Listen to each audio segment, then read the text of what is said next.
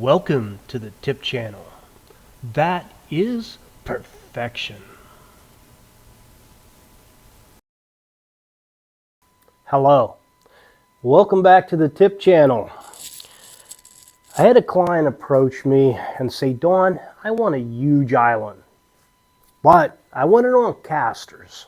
I wanted to be able to leave it up against the wall, and then whenever I have a bunch of friends over to play cards and what have you, I can wheel it out into the center of the floor and be able to seat all the way around it. Okay, so I asked her, what about size? She said, I'd like to be 39 inches deep and 72 inches long. So this is one huge island.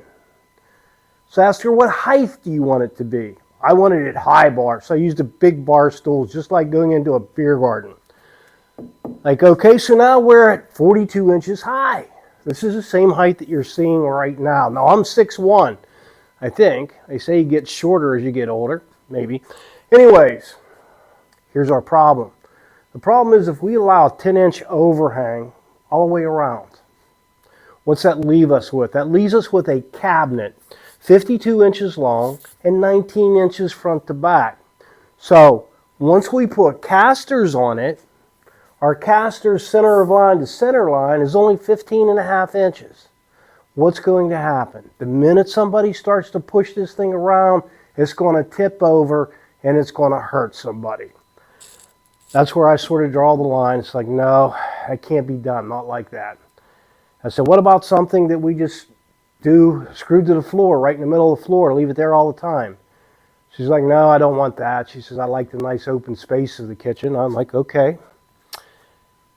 I'm like, but I tell you, I said, it's kind of dangerous. I said, I don't want to see somebody hurt. And I almost walked away from the job. But this is a client that has been doing business with me for over 30 years. Her and her husband, outstanding people. But beside that, for any client, I always try to give them what they want. So I'm beating myself up thinking, okay, how can I come up with a plan that would work for this lady? And like any great idea, it shows up at 3 o'clock in the morning. I'm like, I've got it. I know a way to a solution to this. So I'm sitting there in bed thinking about, okay, how am I going to fabricate this? What am I going to make it out of? We've got to make it strong, what have you. And I'm thinking, okay, well, you're already awake, so you might as well just go ahead and get up and design the thing, throw it on the computer, and shoot my customer an email and see what she thinks about it. So I get up, I'm on the computer, do the computer plans, what have you, and it's probably 4:30, 4:45 when I shoot the email. Now, I didn't think about the fact that she might have her phone right next to the bed. Ouch. So I get a reply about 5 o'clock. She says, I was about ready to strangle somebody, and then I realized it was you. Thank you for taking the time to come up with a solution for me. So, anyways, what was the solution? Do we go to bigger casters? Will that help us? No, not going to help us at all. We need stability front to back so this thing won't tip over. So here's the idea that I came up with. Basically, what I did is here we are with the unit against the wall. And I came up with the plan, let's put a base cabinet underneath of there, but let's extend the sides and create a column off of the back. That way our casters, instead of here and here, are here and here. Now we're 29 inches on depth. Center of our casters is about 27. So now we've got a nice stability. So whenever the cabinet is against the wall, it just looks like a cabinet underneath, naturally with a 10-inch overhang, 29 inches deep. And it goes naturally all the way back to the wall. But when you pull the cabinet out away from the wall, we have these two columns coming down with the casters underneath of it. So now we've created our stability. So, how did the project turn out? How did we build it? Stick around. We're going to show you. Okay, we are getting ready to start cutting out our parts for our island cabinet that we're going to construct. Now, I'm going to do a little different construction on this cabinet, keeping in mind this is a movable island. It's going to be on casters. So it's going to be a very big cabinet. It's going to be very high. It's going to have a heavy countertop on it. So the last thing that I want is this cabinet to start racking. So what we're going to do is we're going to make a European frameless cabinet, and then we're going to add a frame to the front of it. So it'll end up being a cabinet that'll be a lot more structurally sound. The back of our cabinet, instead of doing a 1/4-inch rabbet in the back with a 1/2-inch standing shoulder, I'm going to do a plant on back. Again, everything's going to be 3/4 plywood. We're going to do 3/4 sides, 3/4 tops, 3/4 bottoms in this cabinet. We're using maple plywood. The reason we're using maple is this is going to end up being a painted product. So whenever you use maple and you paint, you're going to end up with a very smooth finish. If you were to use a wood, say for instance like a oak or what have you, and paint it, oak is a very porous wood, so you'll actually see the wood grain telegraphing through in a piece of oak versus the maple, nice and smooth. So we're going to get started by cutting out our parts.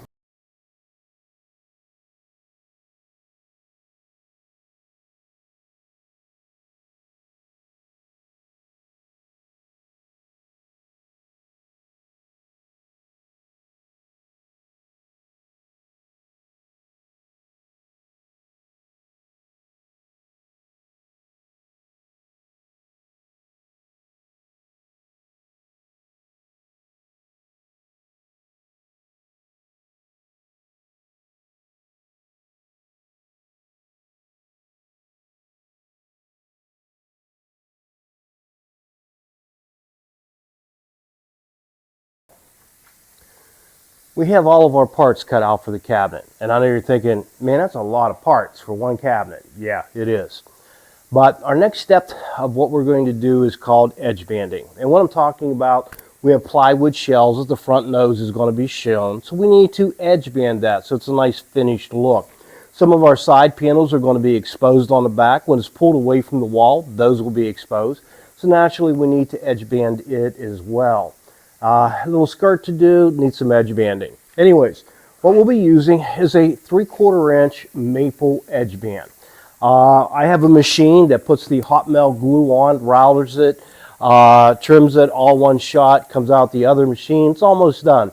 All you need to do is hit a little bit with a file, clean up some glue. You don't have to have a big edge banding machine. You can get this edge banding material in a pre-glued, and you can use an iron, put it on by hand. You can also use contact adhesive. In one of my videos, I actually do show how to hand band without a machine. So you can check that out if you'd like. But we're going to go ahead and get started edge banding.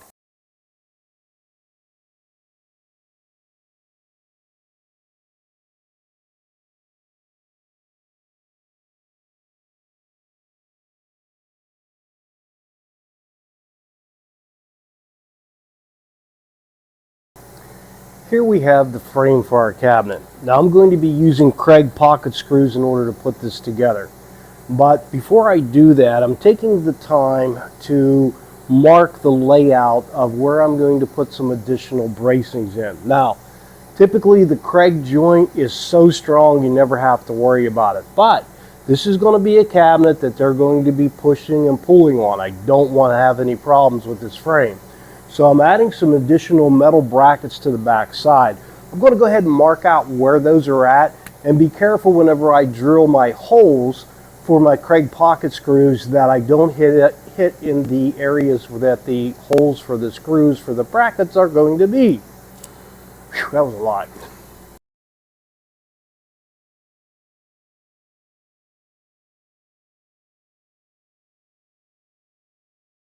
We're ready to start the assembly of our frame. Now, terminology is, it's referred to as stiles and rails. Stiles are your uprights and your rails are running horizontal. Typically stiles and rails, 1.5 inches is what I normally do. However, because I'm adding the brackets to the rear side, I went with wider stiles and rails.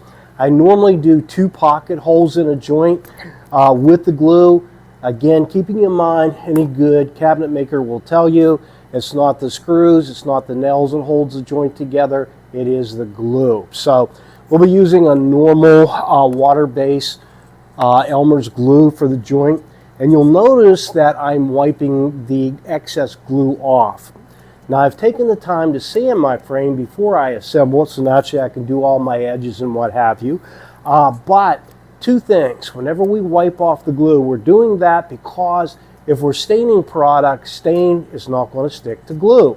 The second thing is that the wet rag is going to raise the grain. So here's the problem. If you go to stain, that raised area is going to take more stain than the other areas that's been sanded. So after you assemble your frame, you want to go over your joints again one more time with the sander, and that'll smooth out that raised grain.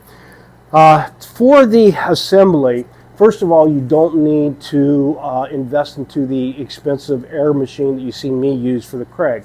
I use this Kreg joint for years and years and years. This jig works just fine.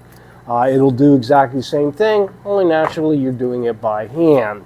You'll use a Kreg drill bit to do that in a drill. Any normal drill is fine. The other things that we'll be using, this is a Kreg screw gun bit. It's just a little longer so you can get in. This is a Kreg clamp, and the clamp will hold everything nice and smooth as we attach it. And we'll be using 1¼ inch Kreg pocket screws to put it together. Now I'm going to be assembling this cabinet together with, again, the Kreg pocket screws. We're going to conceal them in 90% of the locations. So first of all, I've got my top and my bottom, and I'm going to drill about every 6 inches along here for a Kreg pocket screw. I'm going to go here so that it screws into my front frame. I'm going to go left and right so that it screws into my sides.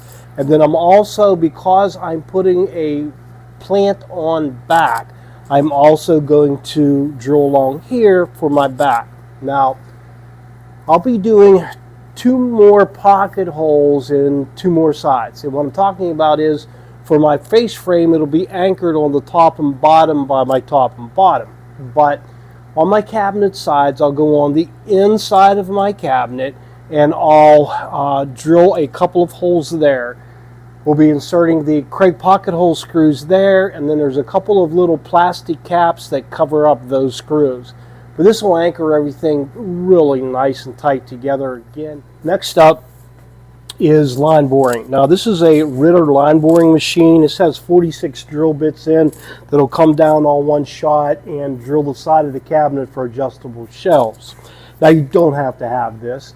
There's all type of templates out there on the market that you can purchase to where you can just use a hand drill and drill the holes for it. The hole size in regards to this is a 5mm. In the marketplace, there's 5mm and there's 1/4 inch, but I use the 5mm.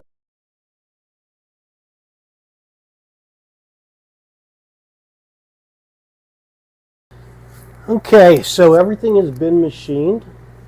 Everything's been sanded, and now we're ready for finish. Now, a lot of people assemble cabinets and then they finish. I've never been fond of sticking my head inside of a cabinet and shooting clear. I shoot all of my product flat. Now, in my mind, you get a lot better finish because that finish just flows. I use a product called ML Campbell. ML Campbell is one of the best finishes on the market today. If you'd like to see me finishing, I do have a video called Finishing with ML Campbell. The finish that we're going to do today is on the inside's clear. Now, clear is the same as doing stain, what have you, would stain and then shoot clear. And it's basically a silver coat and 2 top coats. Their new high build varnish is amazing. You got to try it. Very easy to scuff in between coats. But the exterior of the product, ML Campbell offers 2 different varieties. Number 1 is you shoot a primer and you put 2 top coats on and you're done.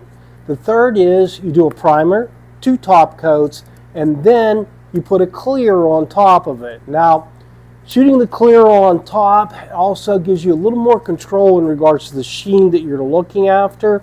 But again, ML Campbell, great product. We're ready to put this stuff through the spray booth. Now, my spray booth is a small spray booth. It's what I refer to as an open face.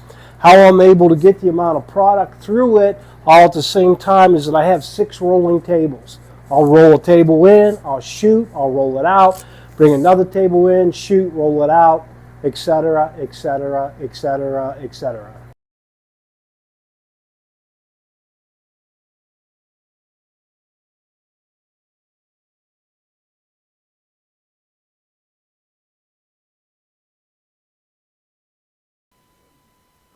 Got everything through the spray booth yesterday, and now we're ready to start the assembly process. Now, the nice thing about the ML Campbell product, as I mentioned already, is quick dry times between coats. So naturally, it speeds up the process. But beyond that is also what's referred to as stack time. Now, most of ML Campbell's product will become ready to stack within 4 to 8 hours. So what does that mean? It means that you can put 2 finishes together, they're not going to stick together, and it's starting to become very hard to where you don't have to worry about hurting the finish. Now, our product's been drying overnight, so it's pretty durable at this point. So we should be able to handle it and not have to worry about marring the finish. At the same time I do that, I'm also going to be making a beveled edge countertop. Now, those of you that would like to see me making a beveled edge countertop, please see my video, how to build a beveled edge countertop. Anyways, we're going to go ahead and start the assembly process. Now, as I start to assemble things, you'll understand why I like using the Kreg pocket hole system. Naturally, it allows me to finish all of my product and then attach everything because all of my fasteners are concealed. Now, what I'm doing here is I'm screwing this piece to this piece down here. Anytime you're doing that and you're going to clamp against a new finish, you want to use a block of wood underneath of the finish because what will happen is the clamp will actually put an impression into the new finish, and you don't want that. In my case, I'm actually underneath of my table as far as clamping, so I don't have to worry about that. The second thing is that what you want to do anytime you're lining up 2 pieces like this is you want a little bit of reveal, anywhere from a 1/16 to an 1/8 of an inch. If you try to line things up perfectly, what ends up happening is you end up with this ugly looking gap. Now, the reason that I'm clamping it is that the Kreg pocket screws do have a tendency to pull the product. So by clamping it, I'll stop that. Now, as I mentioned, I do like to glue everything. However, the situation that we have here is that this has been finished for the interior of the cabinet. So I've got a clear coat on top of this. If I use a normal wood glue, my problem is I'm not going to get a good adhesion. So what I'm doing is I'm switching to a Hilti Bond 890. Now, this is more of like a silicone base. So if you have 2 slick surfaces, say for instance you're working with melamine or what have you, and there's no way that you can possibly use the carpenter's glue, switch out to the Hilti Bond 890 because it will adhere some smooth surfaces.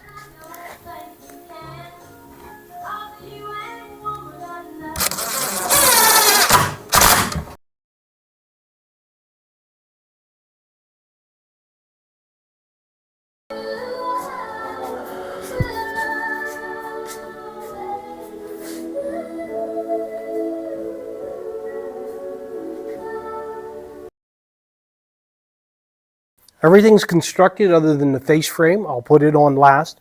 But now we need to go ahead and attach the casters. Now, this thing's going to be heavy. We got a top that's 39 inches by 72 inches made out of industrial board. And we've got about 4 sheets of plywood in this cabinet. So it's a beast. So we want the casters to be a beast as well. Now, basically, I'm using a 4-inch caster. This is something you would typically see like in a cart in a shop. 4 of these are good for 1,200 pounds, so definitely there will never be an issue with these casters. We are going to do 2 swivel castles in the rear, and in the front we're going to do 2 lockable casters so that the client can put it into position and lock it so it's not traveling all over the place. Okay, casters are on, ready to Oh crap, how am I going to get this thing off the table? Forklift? Okay, I've just attached the face frame. Now, this cabinet has probably in the neighborhood of around 100 Kreg screws in it. Overkill? Yeah. If it were a cabinet being screwed to the wall, definite overkill. But again, this is going to be on caster, it's going to be moved around. So I did the very best that I can. How did it turn out? It's the tip channel. That is perfection. Anyways, now that we're finished, whenever this thing is installed, you are only going to be able to find 4 pocket screws. Now what I have is I have 2 in behind the frame on the inside here and on that side. Everything else is totally concealed. These we will cover with a nice little plastic cap. And those will slide right over top of the hole. Just like that. Next step for our cabinet is that we need to hinge our doors. Now, for our hinges, we're going to be using a Blum 1/2 inch overlay cushion close hinge. Now, what does that mean? 1/2 inch overlay means how far it overlaps the opening. So if you want a larger door covering up more of the frame on the cabinet, you would go to a larger overlap. In our case, we're only overlapping the cabinet opening by 1/2 inch. Cushion close. Cushion close everybody loves nowadays. If your husband gets mad at you and tries to slam a door, it'll stop a couple inches away from the cabinet and then very easily cushion close. Now, these are available in what's referred to as a drill-in or a knock-in. Okay, so what does that mean? Basically, a knock-in will come with a plastic rowel. So you'll need 3 holes drilled into the door so that you have a place for these plastic rowels. Now, drill-in, on the other hand, means it comes without those plastic things. So you only need 1 hole. Now, we have a Blum drilling machine that drills 3 holes. But you don't have to invest into this expensive of a machine. I'm seeing more and more templates coming out there. I just seen one the other day that had the drill bit and everything set up in it perfectly for the inset in on the door. Real nice device, and like I said, all you need is a hand drill in order to do it. The cushion close mechanism, our situation is that we're going to be doing 3 hinges. Our doors are fairly large. They are 24 inches by 32 inches. So because of that, instead of just 2 hinges, I'm going to do 3 just to be on the safe side. Now, if the cushion close becomes a little too powerful, say for instance you have a small door on a cabinet and it becomes too powerful, or in our case we're doing 3 hinges, so if it takes way too long to close, there's a little switch in these hinges that you turn off, and it turns off that cushion close feature so that it will close a little bit faster. So if you have a small door with 2 hinges, you just turn off 1 hinge, or in our case we've got 3 hinges, I'll just turn off the center hinge if it's too much. Now, second thing is Blum just came out with the demountable hinge. What does that mean? Typically it's always been like this for a face frame, and you just simply screw right into the side of the face frame, which has worked great, no problems. But there are cases, especially like this is a big cabinet.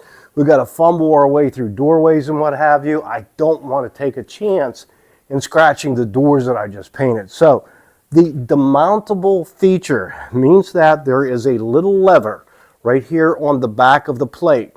Whenever you pull out on that, it detaches the plate that is screwed to the cabinet from the hinge itself. So pop, pop, pop, my door's off. I don't have to grab a screw gun or anything. When I get back into the field, again, snap, snap, snap, and again, door's into place.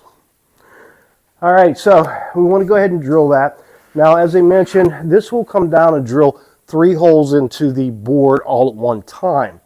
If you're not using a knock-in, you can still use this machine. Simply take out 2 of the bits and you drill just the 1 big hole.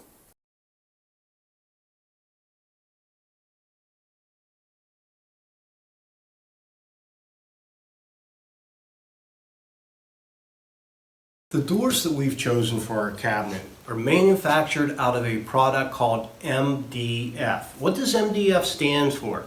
It stands for medium density fiberboard. No, that's not particle board. Particle board is made out of particles. This is made out of wood fibers.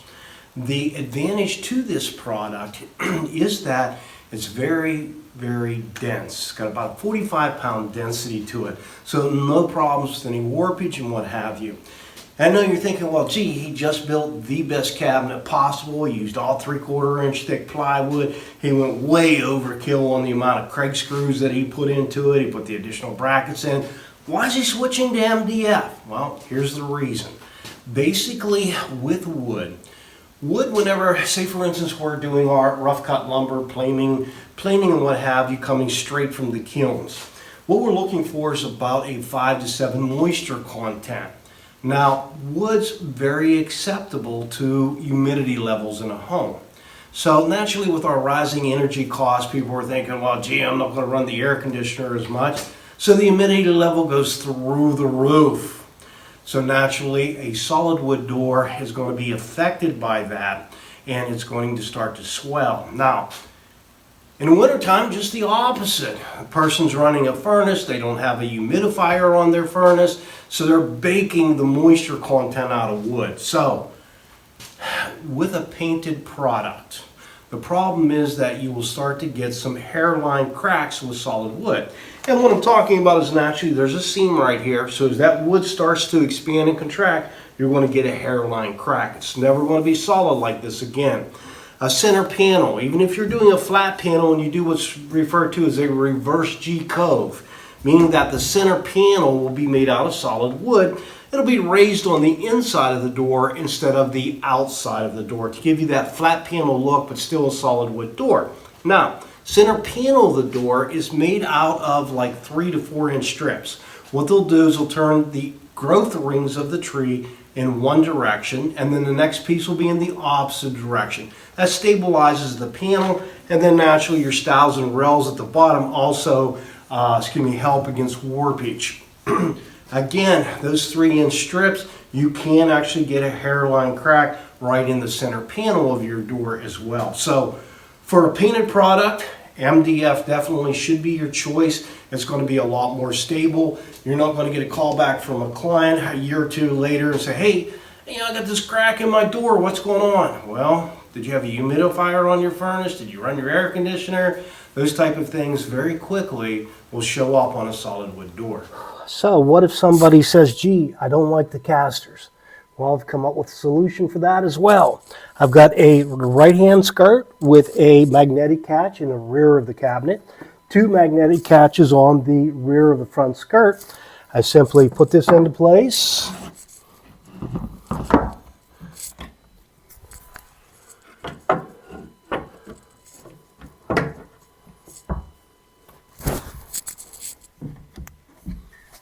And the casters is concealed. So here we are with a completed project.